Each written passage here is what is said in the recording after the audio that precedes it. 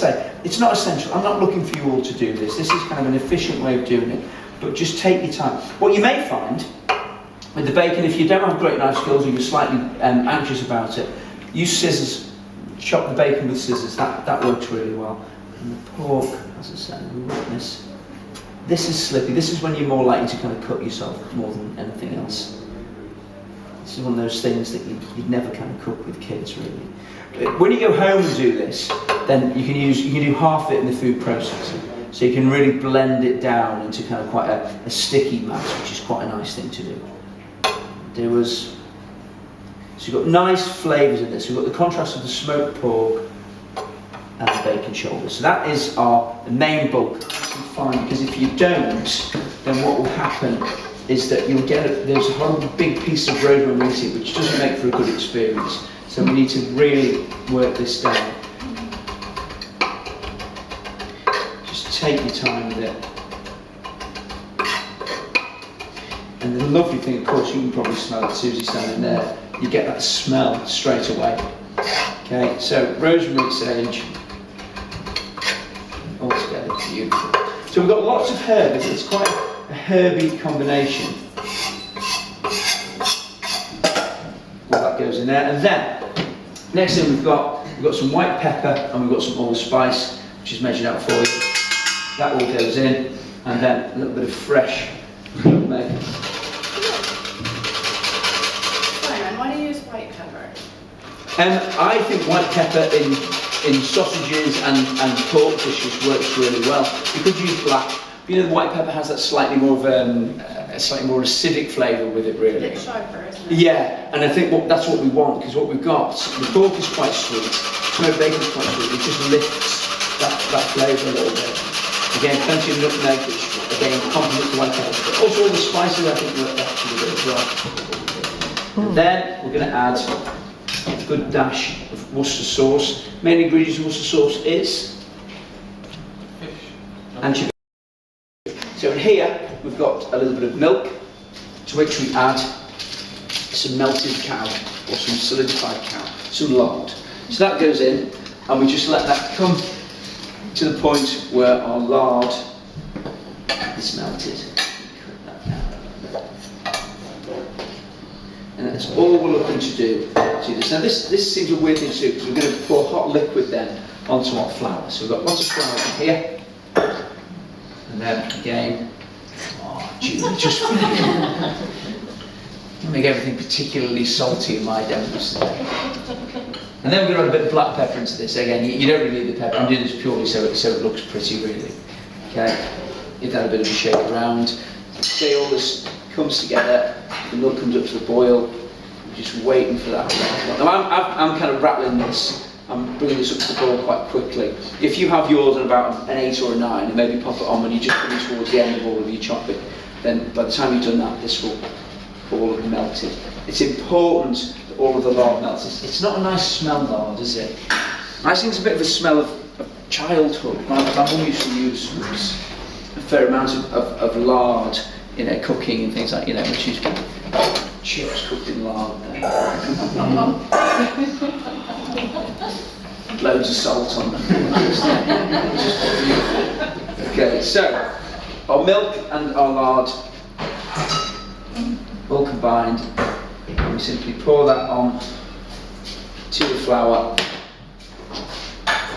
and then initially use a spoon because it's still kind of pretty hot. But once it starts to come together like that, scrape this off and get your hands in.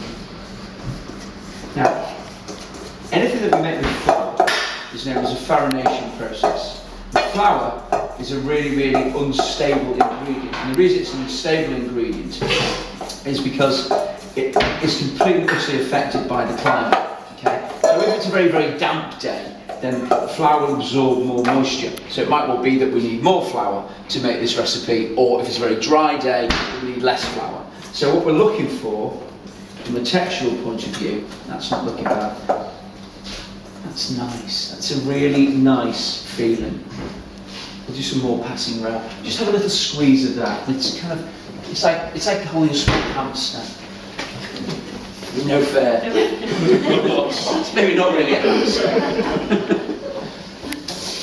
So it's quite a therapeutic thing. And so quickly it came together as well.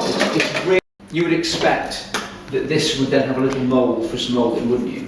No, we're going to do a hand-raised pork pie. Okay?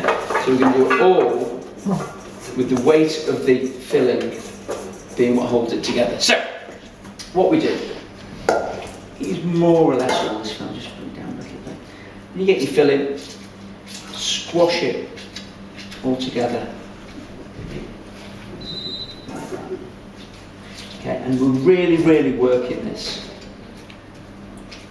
Okay, so you've got a nice ball of delicious filling, like that.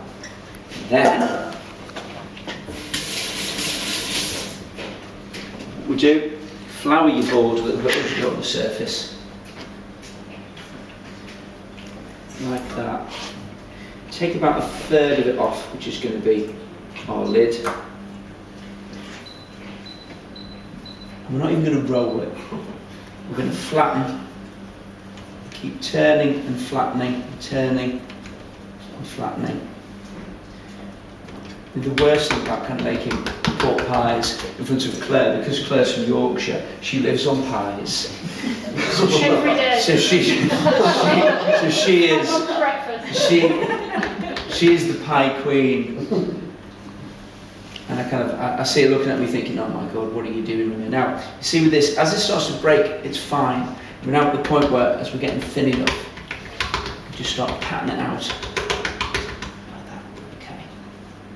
Lovely. Now, before you start putting your filling in, just run your knife underneath so you know that it will move. Okay. And then what we do, we pop in our pie and then bring up our pastry around the pie.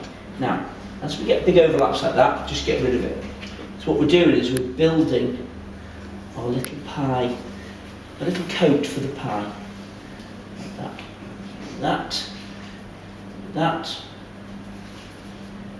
and just work, lost a bit there, and just work it. Now you can see, if your pastry starts falling apart, it's fine. The joy of this, think of it like a worm when you were a child, you cut them in half and wait for them to kind of wriggle away. Think of it in exactly that same way. And then, we're going to gently, because we love our little pie, we're going to gently hold him in place, like that.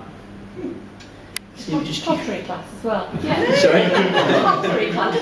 Yeah. And then we add over. If you've ever done pottery, you'll be brilliant at this. Seriously, if you have ever made pots, this will be fantastic. So you see, look, we're just working it all the time. And again, I reiterate, there are no prizes for doing this quickly. If you do it quickly,